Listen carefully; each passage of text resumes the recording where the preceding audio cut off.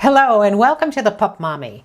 In this video, I'm going to do something a little different. I'm going to answer questions from voicemails and emails that I've gotten from my subscribers, my followers, people in general who hear about me. And they've asked me questions for my opinions. And quite frankly, thank you very much. I really appreciate your putting your trust in me and that you have enough confidence that you might want to trust my opinion. After all, 30 years of owning dogs, or over 30 plus years of owning. Yeah, I probably earned the right to own dogs. Okay, so in this particular video, I am going to answer 4 of these questions that people have asked me. First one is chemotherapy the right choice for my 12-year-old dog? Then I received another email asking if a puppy is a good idea for grandparents. A third question has to do with, is a Dutch Shepherd a good fit for an active family? And then the fourth question revolves around adopting a puppy from a rescue and the ethics surrounding that adoption. So if you're interested in these topics, please stick around. I ask you to maybe take a look at some of the other videos that I have out there that might be helpful for you. Otherwise, if you want to find out how I'd answer some of these questions, then stick around. So let's get started. I've truncated a lot of these questions. I've already answered some of them with people. I've gone back and forth to get more information. But in the matter of time, I've kind of cut the questions down so you'll get the general gist. In fact, you'll probably get the same information that I initially got. So let's get started.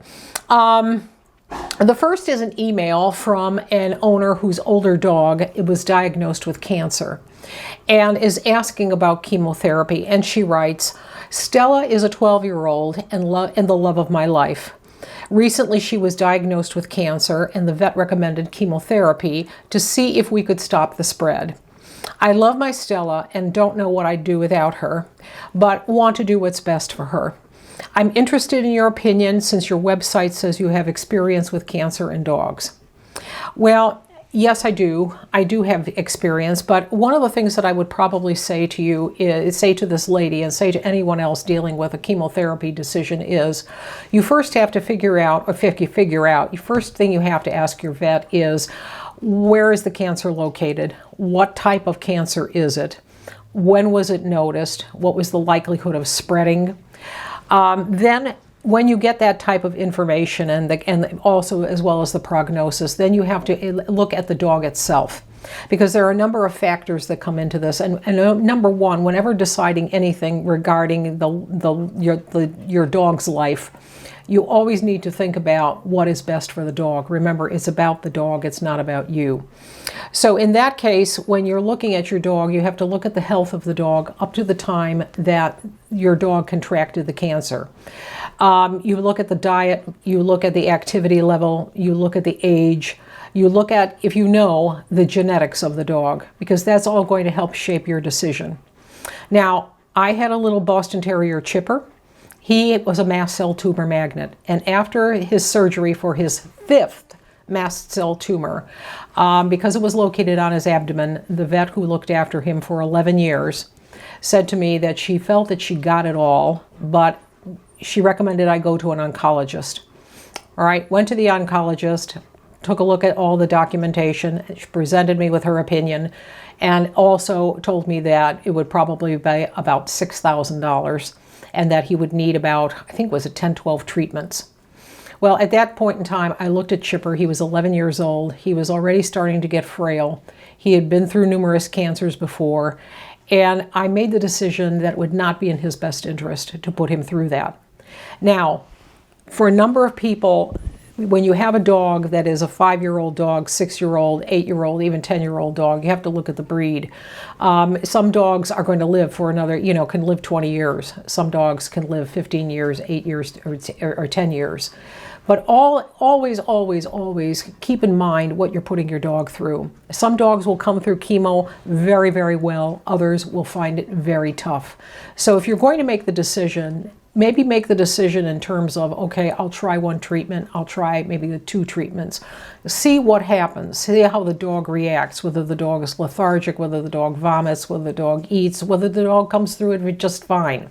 Because a lot of also depends on your dog's personality and spirit. Is it a fighter?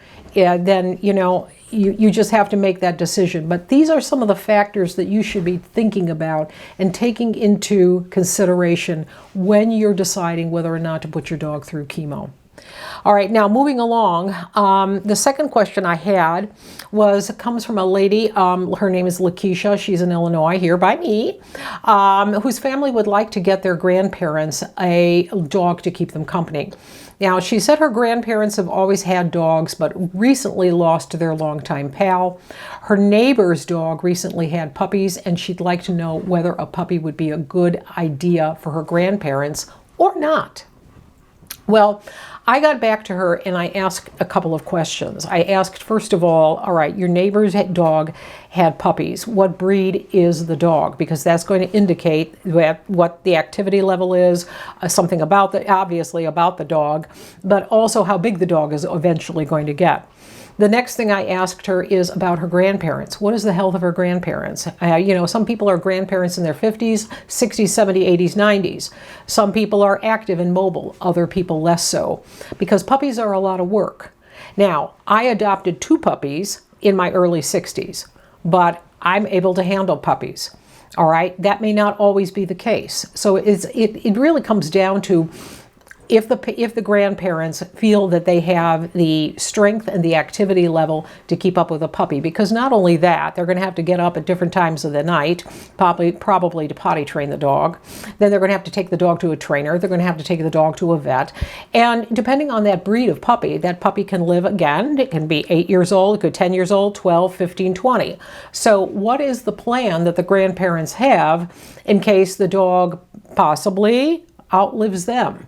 You know, is the dog going to end up in a shelter, or is the dog going to end up with a family member who promises to take care of the dog, or do they have to make additional arrangements with a rescue or someone else to take their dog if they're temporarily incapacitated or if they pass away? Is it possible for older people to adopt a puppy? Yes, absolutely. Okay, now, third email comes from Dennis. Dennis writes that his family is looking for a dog who can join them in family activities and be good with the kids. He writes, we found a dog on Pet Finder we really like, and we think it would be a good fit for our family. He's a 3-year-old male, a Dutch Shepherd. Is that like a German Shepherd? Do you know anything about this breed? What is your opinion? Well, I first wrote back to Dennis and I asked him, I said a few things. First of all, what are the ages of your children? Secondly, what are the activities that you say you're an active family? What are those activities and how frequently do you participate and do these activities? Because I will tell you, Dutch Shepherds are not like German Shepherds. Dutch Shepherds are actually more similar to Belgian Malinois. Now, Dutch Shepherds are a working line dog, as are Malinois, and they are highly beloved and valued by members of law enforcement, the military, and you frequently find these dogs used by special forces. Dutch Shepherds are dogs that are highly intelligent, highly energetic, and they can be a real handful. So if this family decides that they're going to adopt this shepherd, they have to commit to really good, solid daily exercise with the dog, give the dog a job to do. Now, because this is a male 3-year-old dog in a shelter, my guess is that this dog was probably previously owned by someone and they got way in over their heads, because Dutch Shepherds also are highly protective and they bond with their owner, they bond with family members, and sometimes they bond with one family member over others. So it is very, very important that if you're just going to decide to get this kind of breed of dog, that you get it over to a trainer that has experience in Dutch Shepherds. And also, and that means, you know, I always say this, but it is true. You need a trainer that has that kind of experience, because you're not going to find that person at Petco or PetSmart or your local neighborhood positive training trainer. You're going to need a Dutch Shepherds, Malinois, and other strong-willed dogs need a good, strong leader. All right. Otherwise, they're going to end up running you. So what I ended up advising this gentleman is to try and find out more about the background of the dog, and also to do some reading up on the Dutch Shepherd, and to make a good decision as to whether he has the time and he has the family has the temperament to handle this dog, because Dutch Shepherds can be a handful. They're great dogs. They really are. But sometimes you need people who are experienced in working line dogs to really be able to get the most out of them, or to have the, how shall I say, the house and the territory, the land that's going to be conducive to owning a Dutch Shepherd.